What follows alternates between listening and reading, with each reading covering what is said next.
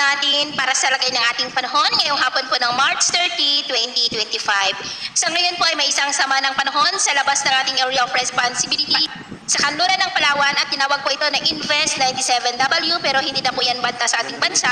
Kikilos na po palayo. Easterlies ngayon ang dominanteng hangin na umiiral sa silangan po ng ating bansa habang may mahinang daloy ng hanging amihan o yung tinatawag natin na northeasterly surface wind flow na umaabot po hanggang dito sa northern part ng Northern Luzon.